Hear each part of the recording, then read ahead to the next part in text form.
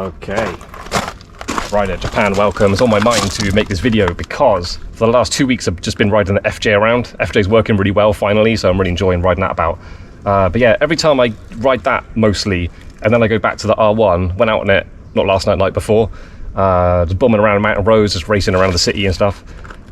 Always blows me away how good it is. So even after 3 years, I'm still find it quite overwhelming. You get used to, well, I ride the FJ about and it's really torquey, and you have to be you can be much more severe with the throttle and stuff, but it goes quite well. It's a fast bike, I guess. But when you get on this, it recalibrates what you consider fast. It's so fast, and this is like a over 20 years old bike. It's 20 years old technology, and even now in 2024, still blows me away how good it is. Just the ownership experience, it never stops giving you pleasure. I like the way it looks, I like the way it rides, I like the comfort of it, the maneuverability, the way you can flick it left to right, just the acceleration, the braking, everything is good on it. And I would love to have a go on something more modern, because I think they might be more powerful, but they've also got traction control and stuff and like electronic gizmos, which might take away the experience a little bit. This is like, apparently they had like 145 horsepower from the factory. Maybe that's from the crank, I don't know about the wheel, and then after a lot of wear and tear, the engine and stuff. Perhaps this has got 125, 130, I don't know. If that's true, that's plenty on a bike like this. It goes so fast. I have that confirmed by when I go out on it. Like in Japan, yeah, there's quite a sort of petrol head culture. There's a lot of like bike gangs and stuff, and custom cars and stuff are all racing around late at night. It's good fun to mix them up, and I have it confirmed that this bike is fast, because I can hear them, like these guys on these bikes, I can hear them screwing the pants off their engines, and I absolutely tear past them, no problem at all on this.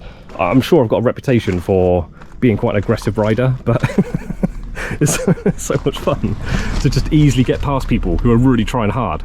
And this is so much older than what they've got.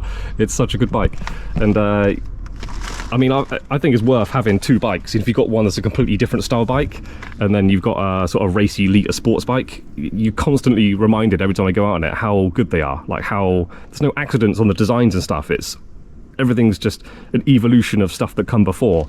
And considering it blows me away at how old it is, I know I keep mentioning that, but it's just so good and it's so fast and it does everything really well. I almost feel like they shouldn't have bothered trying to improve motorcycles since then, because they got it so right with this one.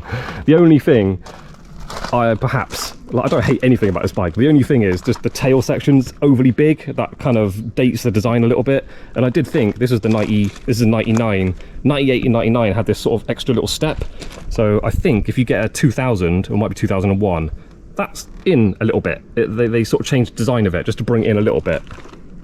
So talking about how amazing this bike is and how I love riding it, I'm actually planning on putting it away for a bit, because the Shaken is due next month. The Shaken is like the vehicle inspection test out here in Japan every 2 years, and it's so expensive. In England, to get your bike through the MOT is probably like 50 quid. Here, think along the lines of 300 quid. It's so expensive. Same with cars as well. They're really expensive to do the legal requirements. But insurance is cheaper, but yeah, you really pay for it with the vehicle inspection test. So there's some jobs I want to do on this bike. I want to do the valve clearance adjustments. I've had it like 3.5 years and haven't done that before, and just stuff I want to change the oil. I haven't done that myself before on this bike. I just want to get my hands on it. Also these coolant hoses, they even when I bought this I thought I got to change those. I still haven't done it, so just I've been using the bike so often, enjoying it, and it works so well. I kind of made me reluctant to sort of start taking bits off it, but I decided if I can just put it away, I'll just ride the FJ around, because it's working really well now, just enjoy that. But then this one will just be put aside and I'll start doing some maintenance jobs on it, because I do want to take my time with it, and I don't like planning to use it and then not being able to, because it's sort of in bits, like it's just parked up here. So anyway, I'll take my time with it. It's really hot in the summer, so the weather's cooling down. It's a good time to get stuck in with some jobs on it that are overdue. Yeah, that pipe as well, it's so old. I've actually bought them, I've got them ready to go. I just want to change them. So I've never done that job before, so I enjoy learning, fiddling about with things. So just little things I can tidy up. Yeah, cool. So the R1, I recommend it.